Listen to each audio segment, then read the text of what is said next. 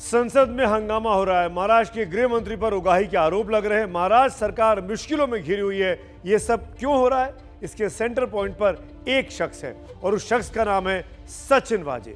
वो सचिन वाजे जिसके गिरफ्त में आते ही सत्ता और तंत्र का ऐसा गठजोड़ सामने आया जिसने सबको हैरान कर दिया। एंटीलिया कांड में सचिन वाजे एनआईए की गिरफ्त में है, लेकिन जो साजिश उसने रची थी वो कितनी गहरी थी ये जानना भी बहुत जरूरी है, क्योंकि अब वाजे का प्लान बहुत हद तक डिकोड हो चुका है। अब आपको बताते हैं मनसुख हत्या से गैंग्स ऑफ वाजेपुर का कनेक्शन। मनसुख हत्या मामले में केंद्र की एनआईए ने सचिन वाजे को गिरफ्तार किया है। वहीं मुंबई पुलिस की एटीएस ने सचिन वाजे को मुख्य आरोपी बना लिया है। एटीएस ने इस मामले में 2 और लोगों को गिरफ्तार किया है। गिरफ्तार लोगों में एक पूर्व पुलिस कर्मचारी विनायक शिंदे भी है। हत्या का दूसरा आरोपी बुकी नरेश गौर है। एटीएस के मुताबिक इस हत्या में 11 और लोग शामिल हो सकते हैं। आपको बता दें कि विनायक शिंदे लखन भैया एनकाउंटर के एक मामले में जेल में बंद था और पैरोल पर बाहर आया था। नरेश गौर का काम हत्या में इस्तेमाल किए गए सिम कार्ड को उपलब्ध कराना था। अब सवाल यह है कि क्या वाजे ने पहले से ही प्लान बी तैयार कर रखा था? क्या वाजे को यह डर था कि मनसुख हिरेन कभी भी पलट सकता है और उसने उसे ठिकाने लगाने की योजना भी पहले से ही तैयार कर रखी थी? मनसुख की हत्या के वक्त विनायक शिंदे क्राइम स्पॉट पर मौजूद था। उसके अलावा 2 और लोग उसी कार में थे जिसमें मनसुख को ले जाया गया था। एटीएस के मुताबिक जिस वक्त हत्या हुई उस वक्त सचिन वाजे वहां मौजूद खुद नहीं था, लेकिन कहते हैं कि गुनाह अपने सबूत लेकर चलते हैं। अभी सचिन वाजे आरोपी हैं, लेकिन मनसुख हत्याकांड ने गैंग्स ऑफ वाजेपुर का कच्चा चिट्ठा खोल कर रख दिया है।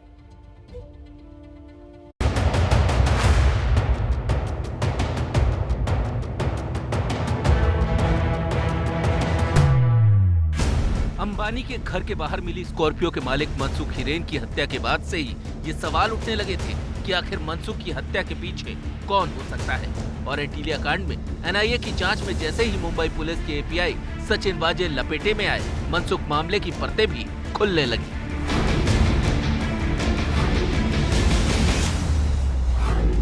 दो आरोपियों की गिरफ्तारी से अब सचिन वाजे पर भी शिकंजा कस गया है। आपको बताते हैं कि कैसे ये आरोपी एटीएस के हत्थे चढ़े। 4 मार्च की रात मनसुख को रात 8 से 8:30 के बीच आखिरी व्हाट्सएप कॉल आया था। टेक्निकल एक्सपर्ट्स के जरिए व्हाट्सएप कॉल को ट्रेस किया गया।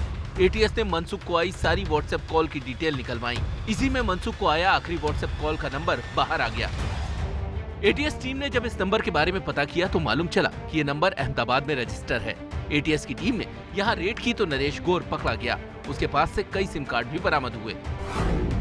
नरेश गौर ने कुछ सिम कार्ड वाजे को और एक सिम कार्ड विनायक शिंदे को दिया था। विनायक इसी कार्ड के जरिए वाजे से बात करता था। इन्हीं में से एक कार्ड का इस्तेमाल शिंदे ने मनसुख को व्हाट्सएप कॉल के लिए किया था। एंटीलिया में जिलेटिन कांड में मुख्य आरोपी सचिन वाजे इसी ट्राइडेंट होटल में आके रुके थे। 16 फरवरी से लेकर 20 फरवरी तक वो यहीं पर रुके थे और इस बात की जांच करने के लिए देख सकते हैं एनआईए की टीम यहाँ पहुँची हुई है। जो यहाँ पर सीसीटीवी सारा कलेक्शन करने का काम शुरू है। सीसीटीवी स्कैन किया है। यहाँ पर बताया जाता है कि जब उन्होंने चेक इन किया उस वक्त वो यहाँ पर इनोवा गाड़ी से आए थे और उसके बाद चेकआउट के समय वो किसी लग्जरी गाड़ी से यहाँ पर गए थे। उनके साथ चेक इन के दौरान 2 बैग्स थे, जिसमें से बताया जाता है कि एक बैग में लाखों रुपए होने की बात है, तो दूसरे बैग में क्या था इस बात का पता नहीं चल रहा है। अब तक की जांच में एटीएस के सामने ये तो साफ हो गया कि शिंदे ने ही तावड़े बनकर मनसुख को थाने के घोड़बंदर बुलाया था, जिसके बाद उसकी हत्या हुई। लेकिन दूसरी तरफ सचिन वाजे ने ये दिखाने की कोशिश की कि जिस समय मनसुख की मौत हुई उस वक्त वो वहाँ नहीं था, ताकि उस पर कोई शक न करे। 4 मार्च की वाजे की सीडीआर के मुताबिक उस दिन उसे कोई फोन नहीं आया। ऐसा उसने जानबूझकर किया, लेकिन वो उस समय कई लोगों के साथ व्हाट्सएप के जरिए संपर्क में था। वाजे ने खुद को बचाने के लिए मजबूत प्लान बनाया था। जिस वक्त मनसुख की हत्या के प्लान को अंजाम दिया जा रहा था उस वक्त वाजे दक्षिण मुंबई के डोंगरी में एक बार में रेड डालने का दिखावा कर रहा था। डोंगरी पुलिस स्टेशन की डायरी में ये बात दर्ज है।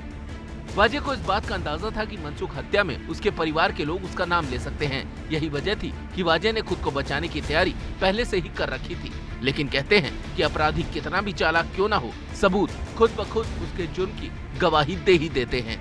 वाजे के साथ भी ऐसा ही हुआ।